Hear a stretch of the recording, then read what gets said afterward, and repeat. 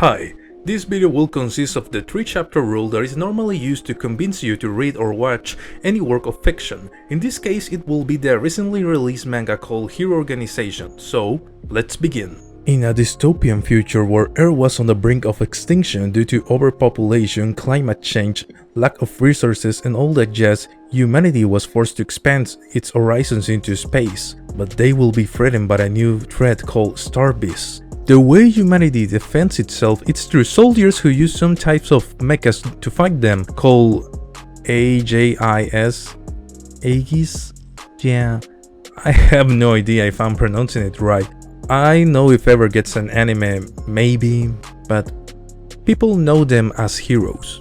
We see a boy named Leonidas Tyler winning an egg simulator. In contrast to our protagonist, his father, Rio Tyler, is a normal person and sees himself as useless for not being as talented as his son. While his son receives the best grades and recognitions, his father is just an ordinary worker with a salary that prevents him from buying the toys his son wants, until one day a man contacts him to offer him a chance to join the Hero Organization in a program for civilians. Being something that will keep him away from his son, he rejects it, although he does hesitate when he hears that his son will have something to be proud of him, especially being a hero.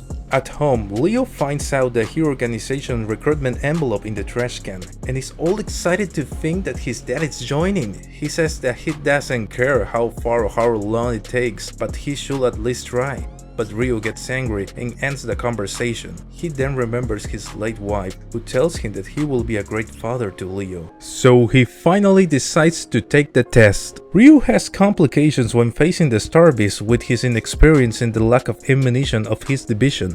There he meets Captain Major George Singh, who gives him a toy for his son. But after he meets a recruit who pretends to be injured as if playing soccer and tells him that they are just bait for the organization, since they are short of personnel, Ryu ignores him and continues his way. But the thing is, as time goes by, we see how there are more and more complications, more and more of his companions fall. Is it true what that guy told me?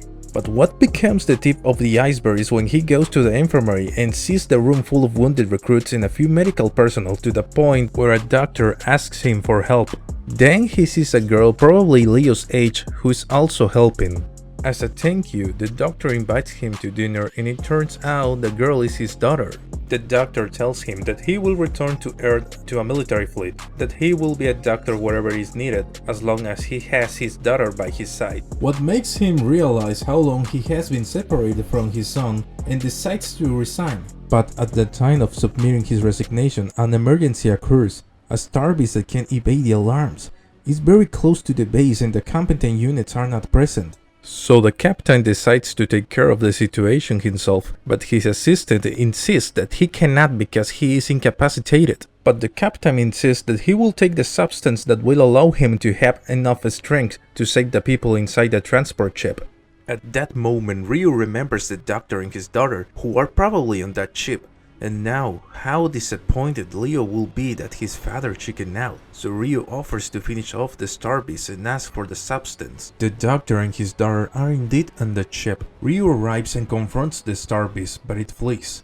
Although in the end he saves the people, but his power level decreases when the effect of the substance wears off, and he is stranded in space. Captain Singh arrives, apparently coming to rescue him, but he informs him that he only came to fulfill his duty, which is to make him a hero.